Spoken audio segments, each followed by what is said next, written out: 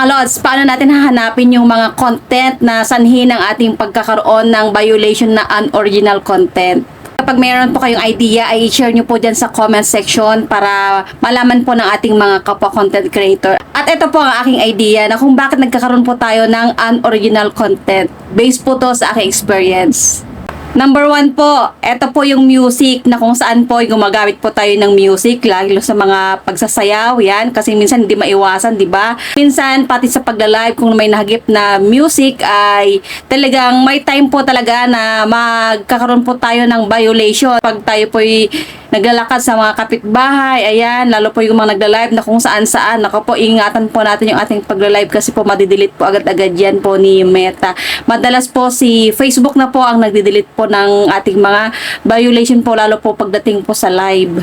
Second ay branded na product. Ito po madalas yung mga pinupuntahan po natin, kinakainan natin tulad nga po ng mga Greenwich, mga McDo, ayan, mga Kenny Rogers, ayan, mga Max Restaurant, o Jollibee, ayan, sikat na sikat. Ayan mga Lodi, kapag nagpicture po kayo or nag-live po kayo kung saan, tapos nahagip po ang logo po ng kahit ano pong establishmento, lalo po yung mga namamasyal sa mall na nahagip po niya yung mga logo po ng Giordano, ayan, mga jug o Benz, nako, Payless, mga ganon, nako mga lods, bawal po yan. Number 3, mga lods, ito po yung kumukuha po tayo ng mga videos po sa ibang platform na nandyan pa po yung logo po niya, tulad po ng TikTok, nako po mga lods, bawal po yan. Hindi po yan mamamonetize yung video na yan, kita at matitrace po talaga ni Facebook din po yan.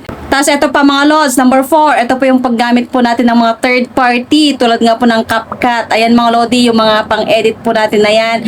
Kapag gumamit po tayo ng mga CapCut ay dapat po wala pong logo ng CapCut para po sa ganun ay mamonetize po yung ating videos. Ayan, tapos syempre hindi po magkakaroon ng violation, di ba? Sayang naman yon. Ngayon in case po na magkaroon po kayo ng violation po na ganyan, may logo po, ay pwede nyo po siyang i-download po yung video nyo at i-edit po and i-re-upload nyo po ang gagawin. Ayan, yan po yung the best po na gagawin nyo, i-re-upload nyo po yan. Napakadami kong nakikita talaga. Sabi ng ilan, hindi naman ako na violate, kaya nga sabi ko nga po, kung hindi naman po kayo mababiolate po agad-agad, ay pwede naman pong after a week, after a month.